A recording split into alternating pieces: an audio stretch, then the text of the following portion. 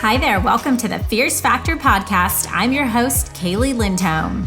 And I think it's time for us women to shift the conversation in business and step into our feminine leadership to do the most iconic work the aesthetic industry has ever seen.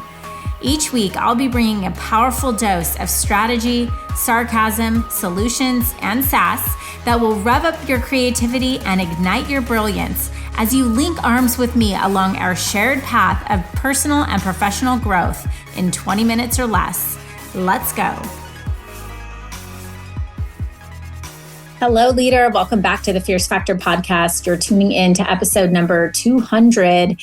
And I wanted to make sure this was a very special episode this week as a milestone episode. I can't believe it, number 200. I really prayed for God to deliver the message He needed you to hear. So this message is for my soul sister entrepreneurs out there who are building multi-million-dollar empires while leading the vision, carrying the business, managing the people, mothering the children, wifing the partner, and wearing the million other hats that you are so beautifully balancing. Let me start by saying, I see you. You're the one who just gets shit done. So rarely do others spontaneously offer you help, ask how you're really doing, or lend you an unsolicited break. You step up when things are tough and sometimes even unmanageable for others to handle. And you're often the last one people think to have concern about. And because of this, you live in a constant state of proactive initiation. You get up and you go. You make things happen. And because you are that kind of unicorn, there's always more to do. And so by the time you call me, it's already a 911 emergency because you live in a perpetual state of busy. In fact, your comfort zone is chaos. Your endorphins, well, they're derived from your vision board, and your dopamine hit comes from results. Does this sound familiar, goddess? Well, like I said, I see you in the mirror every single morning. What I also know about you is that in quiet moments, you desperately crave slowness, stillness, and genuine recognition for who you really are. Not for what you're building or the gift you give others or the sales pitch about why someone needs more of you to represent more of them. And if that's true, I'll also guess that not only do you not know how to make that vision a reality, but you probably don't even let yourself live in that headspace long enough to imagine how that could feel. That's why you routinely feel let down by others. You feel pulled in multiple directions at once, and you believe if you're not in the driver's seat, be it the vision, the management, the negotiation, anything, just won't happen in quite the same way. I get it. I just got back last night from a recharging girls' trip to Florida to hang with my sisters and see and catch up with an industry colleague. It was incredible. But ironically, while I was away, California experienced record rainstorms. And so I was texting home constantly, making sure someone would take the puppies out so that they didn't have accidents in the house. Probably didn't think that's where I was going, right? But pugs, they do not like having wet paws. But seriously, what would happen if I just chose not to worry about that? For some reason, we don't consider that data point when we decide that if we don't manhandle it, someone else will forget or screw it up. I remember calling home one business trip when I was away and Chad had made the boys peanut butter and jelly sandwiches on hot dog buns. And I was thinking, oh my gosh, these poor boys. And now it's one of our favorite memories to talk about. For me, letting go has been one of my biggest challenges and one thing I have been working very hard on over the past year. I was mentioning this to my sisters over the weekend, and in true sister fashion, they assured me I was the only one with that problem. They didn't have that. So for that, I think they're both in denial. Like many of the women who come to us for help scaling up their business, or in some cases, multiple businesses. Now that irony is not lost on me. I think sometimes we confuse growth with speed. We know intellectually that we need to be agile and execute quickly to keep a competitive advantage, but then there's no time to take the foot off the gas pedal because there's too much in the works. And the reality is sustainable results take time. You can't actually rush them. So moving quickly without giving your inputs time to cultivate is like planting a vineyard and digging it up before the grapes are even ripe. I learned much about this concept by spending some time in wine country. It typically takes 3 years for a newly planted grapevine to start even producing fruit. So that means if you want to make wine, you won't even have the main ingredient for producing that wine for several years. Then there's the whole ensuing process requiring harvesting, destemming, crushing, fermentation, clarification. Then it has to age a good cab, for 18 months or 2 years or even more before it even gets bottled. Then the flavor profile will change in the bottle and might be at its prime 10 years after bottling. So if you're 41 years old like me and you want to become a winemaker, you're likely to have grandchildren before a bottle of excellent wine, as long as the conditions are perfect. Can you imagine that production cycle? I've heard winemaking compared to creating art. And that's what building a business is for me, except it's all about the art of navigating the complexities of our mind through the process. And just like making fine wine, there's no dabbling to get a desirable result. If you only complete a part of the process, you've essentially completed nothing. And that's the main idea here. For me, letting go of control will not happen if I don't fully commit to surrendering to the process. And that means allowing myself to embrace the outcome. I've had to learn how to increase my tolerance for failure and to create a safety net for my team to fail and for them to feel encouraged to push themselves to limits that could even allow them to get to that point. So leader, where are you in your life only half committing? Are you wanting to scale but not ready to hire and pay people to do their job? Do you desire to scale back but won't allow your team to take over? Are your core values stashed in a drawer somewhere or something you talk about instead of something you hold as firm standards by which you operate? Do you know deep down that you have operational inefficiencies or team members who are not generating profit or vendors who are ethically misaligned with you, but they hold political power, or maybe you're just too busy to find someone else to work with? Is your schedule too overwhelming with patient care that you aren't making the critical time you need to work on your business, to think and plan, and to mentor your people?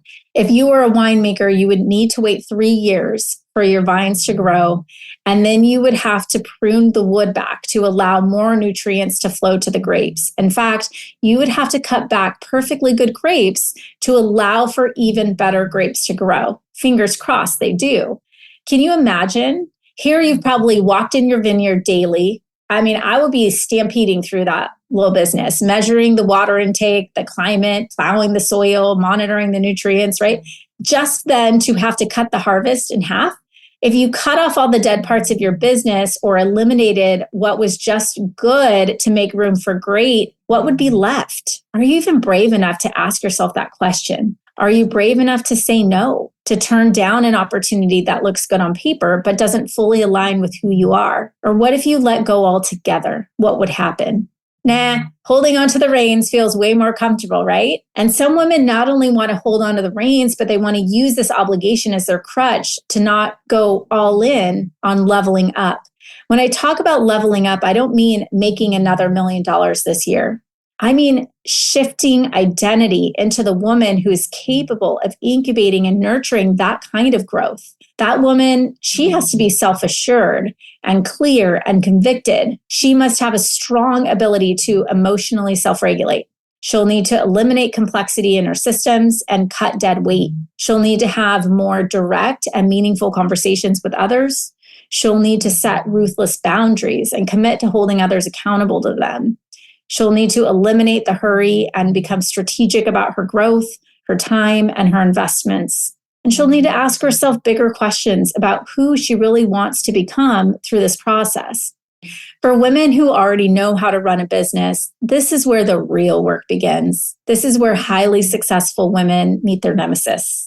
It's where women who felt competitionless begin to feel insecurities because leveling up doesn't look as sexy on paper as it did before. Or maybe it doesn't feel the way they imagined it would feel. So the real work isn't really about the tactics. It isn't about the next thing. This is where these same women who felt supported and encouraged by their peers begin to sense passive-aggressive energy. And this is where women who have poured into their team might begin to experience entitlement or even betrayal. Alex Hormozi talks about this lonely middle. I love this analogy, right? It's the situation where you've outgrown the people you're around now, but not yet grown into the person you need to be, who is ready to build the ecosystem and the inner circle that you desire to be a part of. It's this lonely middle. And I found this to be one of the most deceptive places to be because women start judging themselves for being there, like dealing with the same challenges from the past and feeling like they shouldn't be dealing with those same challenges at the level they're at now.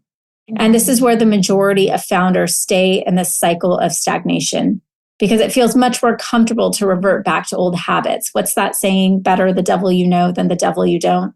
And it's often so subconscious, where it becomes preferable to deal with a person or a situation that's familiar, even if they're not ideal, rather than risk something that could be worse.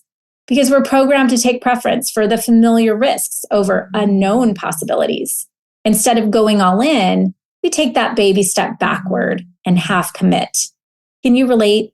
I know many of the women we talk to and many of my colleagues who have achieved this level of discomfort consider this to be the precipice of ruin. It's where the highest achievers go to seek thought partnership and coaching and pause and work through their emotions, their loneliness, their frustrations, to ask better questions, to shift their identity. But the majority will continue on the hamster wheel, trying to get where they are, trying to go so fast that they don't even recognize they're in this place. They hurry on looking for more knowledge instead of looking for someone who will push them to expand their vision, because they essentially lack the perspective to understand the crucial significance of fully committing to a process. Maybe they'll download free PDFs and top 10 checklists or take course after course, but never fully commit to the investment it takes to becoming the woman that they look up to and dream of becoming. They're trying to mimic someone who's already at the top of the mountain instead of lacing up their hiking boots and taking the climb that it actually requires to achieve that status. Success is not found in building a business from other people's SOPs. I can assure you that. It's cultivated by doing your own unsexy, boring, basic, and often painful work in this messy middle. And here's what I know. You can't afford to be in spaces where your time is wasted. And you likely don't have the right people around you to help you get to the next level. So invest in the real kind of growth that will actually move the needle. And only you know what that is. Okay, leader, congratulations for joining me for 200 episodes. I promised you 200 weeks ago that I would be all in, and you have my word that I will continue to fully commit to supporting you each and every step through this process of building the life and business of your dreams. Let me be the one who believes in you, even if you don't believe in yourself. All right, goddess, chat with you, same place, same time next week. Hang tight, leader. As a high-growth female badass, there's only one thing standing in the way of you showing up as the most confident and dynamic leader you desire to be this year. That is closing the gap between where you are now and where you want to be. This year, stop dreaming about the future and start making your thought leadership goals a reality. I want to help you make that one empowered decision that will be a life-changing catalyst for you personally and professionally.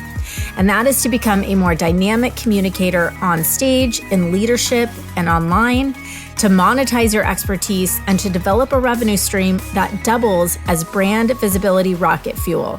So listen up. Here's what I know. Your ability to deliver a potent message touches every piece of your business, from team building and training to sharing your perspective, whether on stage or through social media. Each day that you're not working on the skill is a day that you're leaving money and, most importantly, your potential for legacy building impact on the table. Introducing our brand spanking new program, Voice of Impact, a completely personalized elite coaching program that expertly guides you to master the art of communication through thought leadership, so you can share your experience and knowledge with an authentic and dynamic presence that transcends. In just 6 weeks, we'll provide the framework, the personalized coaching, and the tools to unlock your powerful presence so you can confidently step onto the center of any stage you want to occupy. Sign up now or schedule a no-pressure discovery call to learn more at klcconsultants.com/VOI. See you there.